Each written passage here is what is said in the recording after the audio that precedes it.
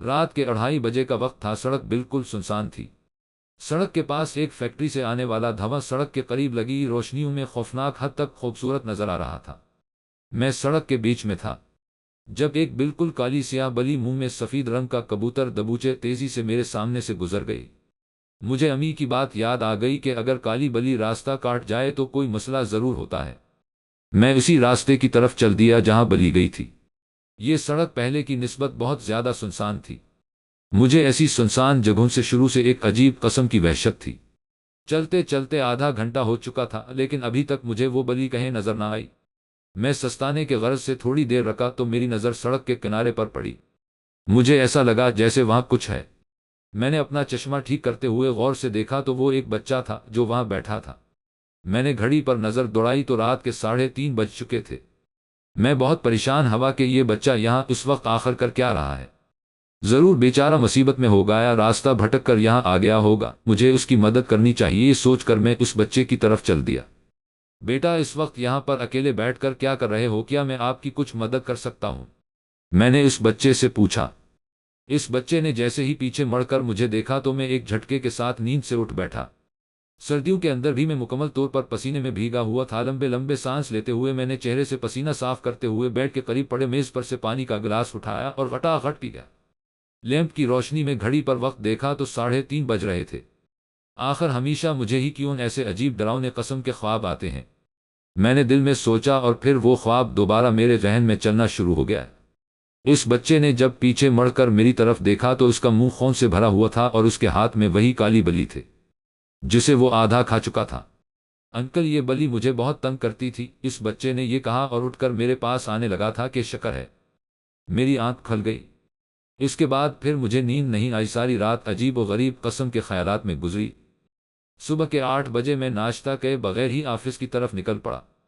سارا راستہ میں کل رات والے خواب کے بارے میں ہی سوچتا رہا۔ میں نے فیصلہ کیا کہ مجھے اس حوالے سے کسی ماہر نفسیات ڈاکٹر کو چیک کرانا چاہیے۔ آفس پہنچتے ہی میں نے خود کو مصروف رکھنے کے لیے گزشتہ 1 ہفتوں سے پینڈنگ پڑی تمام فائلز منگوا لیں۔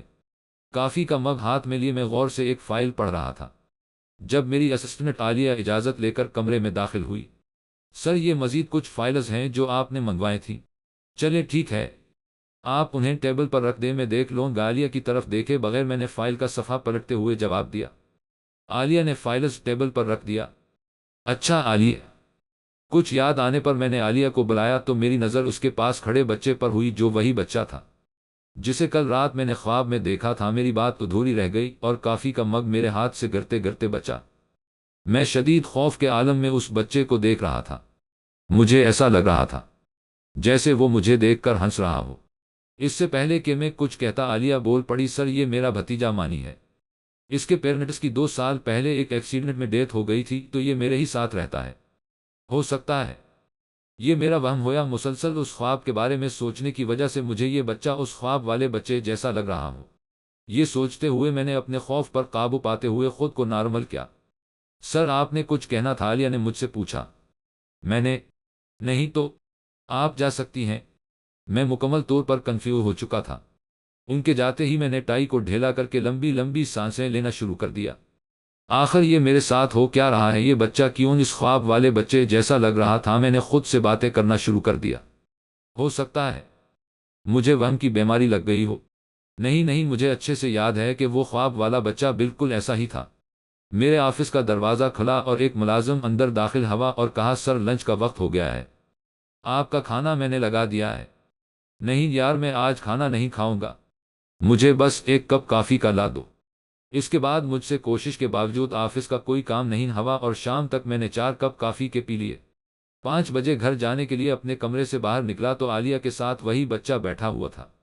میں کچھ دن آفس نہیں آؤں گا، آپ تمام فائلز شاکر کے ہاتھوں میرے فلیٹ پر بھجوا دیجیے گا۔ میں نے اس بچے کی طرف دیکھتے ہوئے عالیہ سے کہا۔ اوہو مانی، یہ کیا کر دیا تم نے؟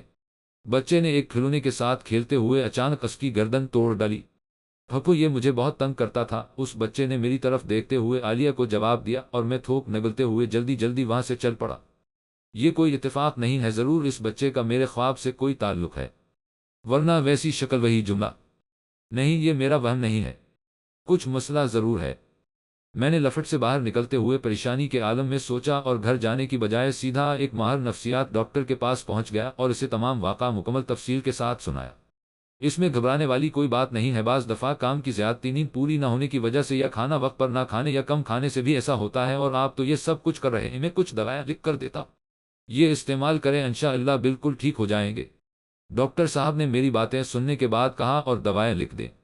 میں دوائیں لے کر گھر واپس آ گیا اور اچھے سے کھانا کھانے کے بعد دوائیں کھا کر ڈاکٹر کی ہدایت کے مطابق جلدی سو گیا۔ آج معمول سے ہٹ کر مجھے لیٹتے ہی فوراً نیند آ گئی، ورنہ تو آرام سے 1.5-2 گھنٹے لگ جاتے تھے۔ میں بہت گہری نیند میں تھا، مجھے ایسا محسوس ہوا کہ کچھ شور ہو رہا ہے۔ میں گہری نیند سے اس وقت یکدم چھلانگ لگا کر اٹھ بیٹھا جب میرے کانوں میں زبردست قسم کا شور سنائی دیا۔ ابھی میں ویسے ہی نیند کی حالت میں تھا کہ میرے فلیٹ کا مین دروازہ دوبارہ زور زور سے بجنا شروع ہو گیا۔ میں نے لیمپ جلائی اور گھڑی پر وقت دیکھا تو خوف کی ایک لہر میرے سارے جسم میں دوڑ گئی، کیونکہ گھڑی پر 3:30 بج رہے تھے۔ مجھے فوراً میرا خواب یاد آ گیا۔ دروازہ ایک مرتبہ پھر مزید شدت سے بجنا شروع ہو گیا۔ نہیں، یہ کوئی اتفاق نہیں ہو سکتا، ضرور کوئی مسئلہ ہے، میں نے دل میں سوچا۔ لیکن ڈاکٹر نے تو مکمل تسلی دی تھی کہ یہ صرف روٹین کی گڑبڑی کی وجہ سے ہو رہا ہے۔ میں ڈاکٹر کی بات پر تسلی کرتے ہوئے اپنی جگہ سے اٹھا اور دروازہ کھولنے باہر چلا گیا۔ دروازہ کھولا تو باہر عالیہ اور وہی بچہ مانی کھڑے ہوئے تھے، جنہیں یوں رات کے اس پہر اپنے فلیٹ پر دیکھ کر مجھے زبردست قسم کی حیرت ہوئی۔ مانی کے ہاتھ میں وہی کھلونا تھا جس کا سر اس نے شام کے وقت دفتر میں توڑ دیا تھا، لیکن اب وہ کھولنا بالکل ٹھیک تھا، سر بھی لگا ہوا تھا۔ باہر بہت تیز بارش ہو رہی تھی، بار بار بجلی چمک رہی تھی اور بادل گرج رہے تھے۔ سر، ہم بہت مجبوری میں آپ کے در پر آئے ہیں، پلیز ہماری مدد کریں، ہمیں آپ کے علاوہ کسی کا سہارا نہیں ہے، عالیہ نے روتے ہوئے بولنا شروع کیا۔ اچھا، آپ اندر آئیں، پہلے ہی بارش کی وجہ سے بہت بھیگ چکی ہیں۔ میں نے انہیں اندر بٹھایا اور ان کے لیے ٹاول لینے چلا گیا کہ سردی کی وجہ سے بیمار نہ پڑ جائیں۔ ٹاول دینے کے تھوڑی دیر بعد میری نظر مانی پر پڑی تو وہ مسلسل میری طرف دیکھ کر مسکرائے جا رہا تھا۔ مجھے اس کی مسکراہٹ سے عجیب بے چینی ہو رہی تھی۔ میں آپ لوگوں کے کھانے کے لیے کچھ لاتا ہوں، یہ کہہ کر میں کھڑا ہوا تو میری نظر اچانک عالیہ کی ٹانگوں پر پڑی تو میرے اپنی ٹانگوں کے نیچے سے زمین نکل گئی اور میں مارے ڈر کے گرتے گرتے بچا۔ عالیہ کی ٹانگیں بالکل الٹی اور خوفناک تھیں، جیسے چڑیلوں کی ہوتی ہیں۔ میں بڑی مشکل سے اپنے ڈر کو قابو کرتے ہوئے کچن کے بہانے اپنے کمرے میں گیا اور دروازے کو اندر سے لاک کر دیا۔ موبائل اٹھا کر پولیس کا نمبر ملایا۔ تیسری گھنٹی پر ہی میری کال اٹینڈ کی گئی اور میں نے تیزی سے چلتی اپنی دھڑکنوں کو قابو میں کیا اور بڑی مشکل سے آواز نکال کر کہا، میرے گھر میں کوئی بڑی عجیب و غریب قسم کی مخلوق آ چکی ہے، ٹانگیں الٹی اور خوفناک ہیں۔ جب میں نے اپنی بات مکمل کر لی تو آگے سے جواب سن کر موبائل میرے ہاتھوں سے نیچے جا گرا اور میں ڈر کر بیڈ پر جا پڑا۔ فون پر پولیس کی بجائے عالیہ کی آواز تھی جو کہہ رہی تھی، میں چڑیل ہوں۔ اسی وقت مجھے محسوس ہوا کہ کوئی میرے بالکل پیچھے ہے۔ میں نے ڈرتے ڈرتے پیچھے مڑ کر دیکھا تو خون سے بھری کینچی میرے ہاتھ میں تھی۔ بالکل اسی وقت ڈاکٹر کمرے میں داخل ہوا۔ میں نے چڑیل کی طرف دیکھا تو مجھے اپنی آنکھوں پر یقین نہیں آیا، کیونکہ اب وہاں چڑیل کی بجائے نرس کی خون سے لت پت لاش پڑی تھی۔ ڈاکٹر، میں نے اسے نہیں مارا، یہ چڑیل تھی، نرس نہیں تھی، مجھے مارنے آئی تھی۔ میں نے ڈاکٹر کو دیکھتے ہی اسے وضاحت دی، جو یقیناً بے سود تھی۔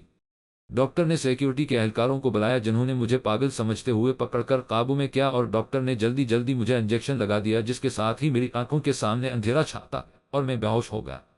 جب مجھے ہوش آیا تو میں نے خود کو پہلے کی بجائے کسی اور کمرے میں پایا۔ ابھی تک میں غنودگی کے عالم میں تھا۔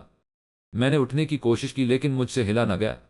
میں نے سمجھا شاید کمزوری کی وجہ سے ایسا محسوس ہو رہا ہے، لیکن جب میں نے غور کیا تو میرے دونوں ہاتھ اور پاؤں سٹریچر کے دونوں اطراف سے بہت مضبوطی کے ساتھ بندھے ہوئے تھے۔ کمرے کا دروازہ کھلا اور اسی ڈاکٹر کے ساتھ چند پولیس کے اہلکار بھی اندر داخل ہوئے۔ ڈاکٹر اور پولیس والوں کے ایک آفیسر نے آپس میں کوئی بات کی اور اس آفیسر کے علاوہ باقی سب باہر چلے گئے۔ آفیسر، میں نے اس نرس کو نہیں مارا، آپ شاید مجھے پاگل سمجھیں گے، لیکن وہ نرس نہیں تھی، بلکہ چڑیل تھی جو مجھے مارنا چاہتی تھی۔ وہ میرے آفس میں بھی کام کرتی ہے۔ آپ میرے آفس سے عالیہ نام کی لڑکی کو گرفتار کروائیں، آپ پاس سب کچھ آشکار ہو جائے گا۔ میں نے خود کو نارمل رکھنے کی کوشش کرتے ہوئے پولیس والے کو ساری تفصیل بتائی، لیکن اس کے باوجود میری ہڑبڑاہٹ واضح طور پر نظر آ رہی تھی۔ تقریباً 2 گھنٹے تک پولیس والا مجھ سے مختلف قسم کے سوالات کرتا رہا اور اس کے بعد چلا گیا۔ میری تھوڑی ڈھارس بندھی کہ اب عالیہ کے گرفتار ہوتے ہی ساری گتی سلجھ جائے گی اور مجھے اس ذہنی، نفسیاتی اور جسمانی اذیت سے چھٹکارا ملے گا۔ تقریباً 1.5 گھنٹے بعد پولیس آفیسر دوبارہ آیا۔ اچھا، تو عالیہ کتنے عرصے سے دفتر میں بطور آپ کی پرسنل اسسٹنٹ کے کام کر رہی تھی؟ پولیس آفیسر نے پوچھا۔ تقریباً 6 مہینے سے زیادہ عرصہ ہو گیا تھا اسے میرے دفتر میں کام کرتے ہوئے، اور میں نے ابھی تھوڑی دیر پہلے تو آپ کو ساری تفصیل بتائی تھی۔ آپ دوبارہ کیوں پوچھ رہے ہیں؟ اور عالیہ کہاں ہے؟ میں نے پریشانی کے عالم میں پولیس آفیسر سے پوچھا۔ آپ خود پاگل ہیں یا ہمیں پاگل بنانے کی کوشش کر رہے ہیں؟ آفیسر مجھ پر چلایا۔ اب کی بار اس کے لہجے میں بہت کرختگی تھی۔ کیا مطلب آپ کا آفیسر؟ میرا یہ مطلب کہ آپ کے دفتر میں عالیہ نام کی کوئی بھی لڑکی کام نہیں کرتی، اور آپ کے پرسنل اسسٹنٹ کی سیٹ بھی پچھلے 6 مہینے سے خالی ہے۔ نہ صرف یہ بلکہ آپ کے آفس کے سٹاف کے مطابق آپ پچھلے کئی عرصے سے بہت عجیب و غریب قسم کی حرکتیں کر رہے ہیں۔ اپنے دفتر کے کمرے میں خود سے باتیں کرتے ہوئے پائے گئے ہیں، اسسٹنٹ کے ٹیبل پر روزانہ خود سے باتیں کرتے ہیں، اور آپ کے دفتر اور گھر میں نشے کی گولیاں بھی پائی گئی۔ میں منہ کھولے سکتے کے عالم میں پولیس آفیسر کی باتیں سن رہا تھا، اور میرے ذہن کے کسی کونے میں یہ خیال پروان چڑھ رہا تھا کہ شاید یہ پولیس والا مجھ سے کوئی گھناؤنا قسم کا مذاق کر رہا ہے، یا میں کوئی خواب دیکھ رہا ہوں۔ لیکن اس وقت مجھے شدید حیرانی کا جھٹکا لگا جب پولیس والے نے مجھے CCTV کی ویڈیو دکھائی، جس میں روزانہ عالیہ کے ٹیبل کے پاس عالیہ سے باتیں کرتا تھا، لیکن اب ویڈیو میں بھی عالیہ کا نام و نشان تک نہیں تھا۔ اس کے بعد اگلے کئی منٹ تک پولیس والا مجھ سے پتہ نہیں کیا کچھ کہتا رہا، لیکن میرا دماغ مکمل طور پر معاف ہو چکا تھا۔ مجھے پولیس والے کی کوئی بھی بات سمجھ نہیں آ رہی تھی۔ ایک مرتبہ پھر میری آنکھوں کے سامنے سب کچھ دھندلاہٹ کا شکار ہو گیا، اور تھوڑی ہی دیر میں ہر طرف تاریکی چھا گئی۔ آج آپ کو عدالت میں پیش کیا جائے گا، ڈاکٹر نے میرے رپورٹس چیک کرتے ہوئے مجھے بتایا۔ سلطان صاحب، میں نے ایسے کچھ کیس پہلے بھی دیکھے ہیں۔ میں آپ کو ایک مخلصانہ مشورہ دے رہا ہوں کہ عدالت میں آپ کا وکیل جو کچھ بھی آپ سے پوچھے، آپ نے اسے یہی جوابات دینے ہیں۔ ڈاکٹر نے مجھے مکمل تفصیل سے ساری صورتحال سے نمٹنے کا طریقہ سمجھایا۔ تو کیا آپ یہ چاہتے ہیں کہ میں عدالت میں یہ قبول کروں کہ میں پاگل ہوں؟ میں نے لاچارگی سے ڈاکٹر سے پوچھا۔ آپ کے اوپر قتل کا مقدمہ چل رہا ہے، اگر آپ یہ سب کچھ نہیں کرتے تو آپ کو 25-23 سال کی قید ہوگی، یا ہو سکتا ہے پھانسی دے دی جائے، لیکن اس طریقے سے آپ کو عدالت کسی پاگل خانے بھیج دے گی، جہاں پر کم از کم آپ جیل سے 1000 گنا بہتر زندگی گزار سکیں گے۔ لیکن ڈاکٹر، میں پاگل ہرگز نہیں ہوں، یہ سب کچھ مجھے نظر آتا ہے۔ مجھے ایسے ڈراؤنے قسم کے خواب آتے ہیں، مجھے عجیب عجیب چیزیں نظر آتی ہیں۔ میں نے روتے ہوئے ڈاکٹر سے کہا، آپ کے عدالت جانے کا وقت ہو چکا ہے۔ چند پولیس کے اہلکار کمرے میں داخل ہوئے۔ سٹریچر سے بندھے ہوئے میرے دونوں ہاتھ اور پاؤں کھولے گئے، تکڑیاں لگا کر مجھے ہسپتال کے کمرے سے باہر پولیس کی گاڑی تک لایا گیا۔ عدالت پہنچنے کے 1 گھنٹے بعد میرے کیس کی کارروائی شروع ہوئی۔ تمام جوابات میں نے اپنے وکیل کے کہنے کے مطابق دے۔ تقریباً 1.5 مہینے تک میرا کیس ایسے چلتا رہا، اور بالآخر نفسیاتی مریض تصور کرتے ہوئے عدالت نے مجھے ایک پاگل خانے میں داخل کرانے کے احکامات جاری کر دیے۔ یہاں پر جلد ہی میں نے خود کو ماحول کے مطابق ڈھال لیا۔ اسی ڈاکٹر کو میں نے اپنا ذاتی ڈاکٹر بنا لیا، جو ہر ہفتے مجھے باقاعدگی سے چیک کرنے آتا ہے۔ اس کے مستقل علاج سے میری طبیعت اب پہلے سے بہت زیادہ بہتر ہو چکی تھی۔ اب مجھے ڈراؤنے خواب بھی بالکل کم آتے تھے۔ میری روٹین بہت بہتر ہو گئی تھی، کھانا پینا وقت پر تھا، اور چند اپنے جیسے سمجھدار قسم کے پاگلوں سے دوستی بھی ہو گئی تھی، جو پاگل تو نہیں تھے، لیکن حالات کی ستم ظریفی اور لوگوں کی خود غرضیوں کی وجہ سے اس وقت پاگل خانے میں موجود تھے۔